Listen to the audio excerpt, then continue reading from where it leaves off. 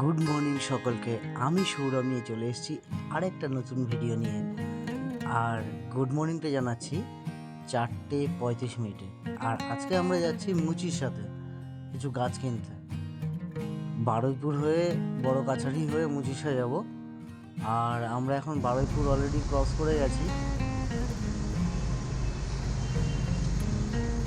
এখনও অন্ধকার আছে। মুচিসা পৌঁছাতে পৌঁছাতে সকাল হয়ে গেছে।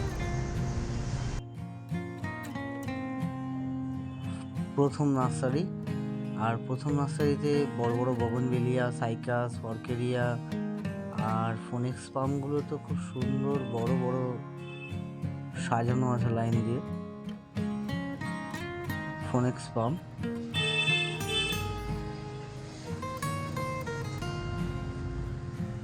আর সেকেন্ড নার্সারিতে যখন গেলাম তখন তো দেখলাম শুধু ওখানে বগনভেলিয়াই আছে, ছোট বড় মাঝারি বনসাই। তারপরে আমরা থার্ড নার্সারিতে গেলাম, ওখানে বনসাই কিছু গাছ দেখতে। এই যে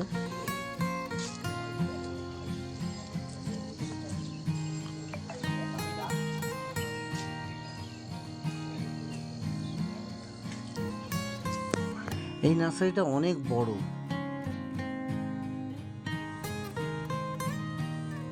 আর সব থেকে আকর্ষণীয় জিনিস হচ্ছে ওই খরগোশটা, শিবলিঙ্গটা আর দু সাইডের বল দুটো। প্রচুর বড় নার্সারি।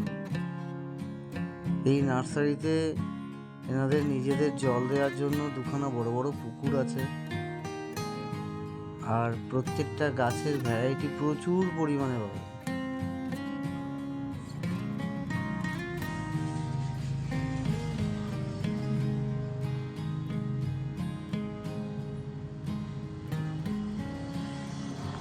খরগোশটা সবার কেমন লাগলো অবশ্যই কমেন্ট বক্সে জানাবে কিন্তু।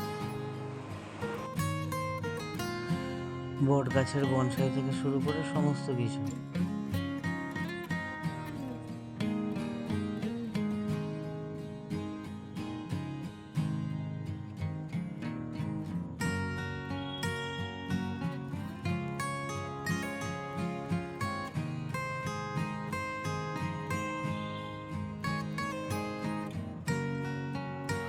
এই জিনিসটা আমার খুব ভালো লাগলো, তাই বারবার করে এই জিনিসটারই ভিডিও করলাম।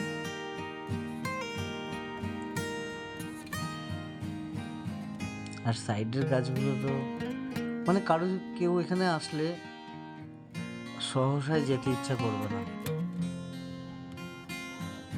আমাদের 4 ঘন্টা লেগে গেছে বাগানটা পুরোপুরি ঘুরে দেখতে, গাছ কিনতে।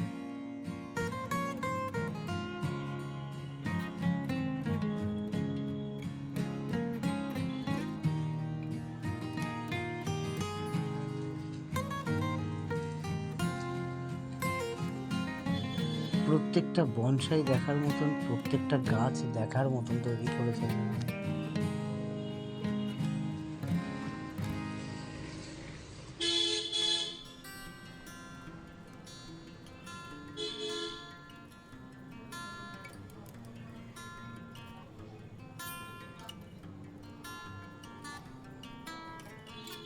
হাজার হাজার ইনডোর, হাজার হাজার পাতাবাহার, হাজার হাজার জবা।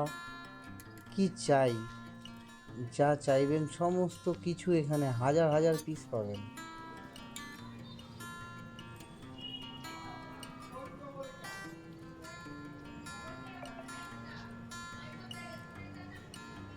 রাবিশ পাম,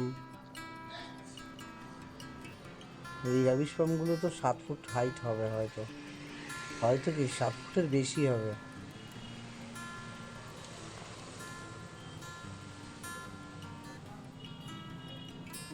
সাত ফুট, 5 ফুট, 6 ফুট, 4 ফুট সমস্ত রকমের রাবিশ পাম। এই রাবিশ পামটা 8 ফুটের বেশি হবে। আমরা এসেছিলাম দি গোল্ডেন নার্সারিতে।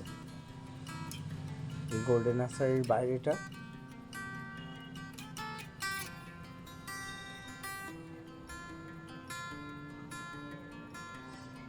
ওখান থেকে কিছু গাছ নিয়ে আমরা চলে এসেছিলাম আর একটা নার্সারিতে।